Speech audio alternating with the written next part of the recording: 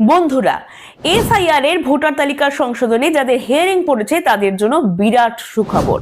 Supreme কোর্টের নির্দেশে উপকৃত হতে চলেছেন বহু মানুষ। নির্বাচন কমিশনের খামখেয়ালিপনায় অনেক মানুষের অহেতুক হয়রানিতে পড়তে হয়েছে। এবার তারও অবসান ঘটতে চলেছে। সুপ্রিম কোর্ট হিয়ারিং নিয়ে কি নির্দেশ দিয়েছে চলুন আগে সেটা জেনে নিই, তারপর আলোচনায় আসছে। প্রথমত, মাধ্যমিকের অ্যাডমিট কার্ড যোগ্য নথি হিসাবে গ্রহণ করা হবে। দ্বিতীয়ত, আবেদনকারী চাইলে হিয়ারিং এর সময় সঙ্গে করে কাউকে নিয়ে যেতে পারবেন। তৃতীয়ত, 3 দিনের মধ্যে অসঙ্গতির তালিকা প্রকাশ করতে হবে।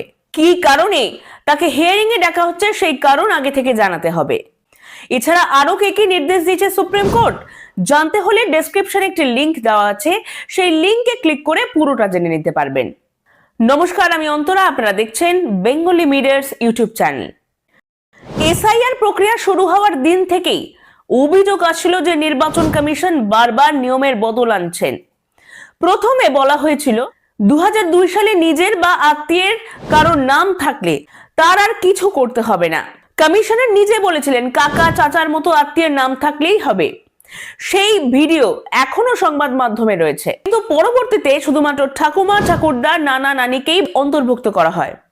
প্রথমে ফটো বাধ্যতামূলক করা হয়নি, পরে সেই ফটো চাওয়া হয়। প্রথমে বলা হয় বিএলও কে কোনো ডকুমেন্টস দেবেন না, পরে ফোন করে সেটিও চাওয়া হয়। এটা কি কোনো পেশাদারিত্বের পরিচয় হতে পারে? এরপর যারা প্রোজেনি ম্যাপিং করেছে তাদেরও ডাকা হচ্ছে।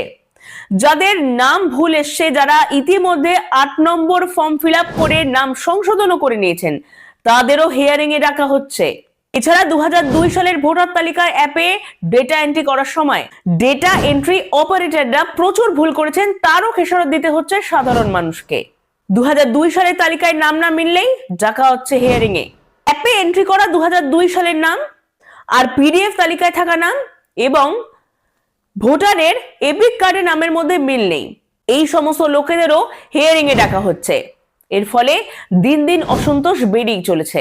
সঠিক ভোটার তালিকার জন্য এসআইআর সত্যিই প্রয়োজনীয়, কিন্তু যারা বৈধ ভোটার বা যোগ্য বা যাদের 2002 সালের ভোটার তালিকায় নাম রয়েছে তাদের হিয়ারিং করা কোন যুক্তিতে?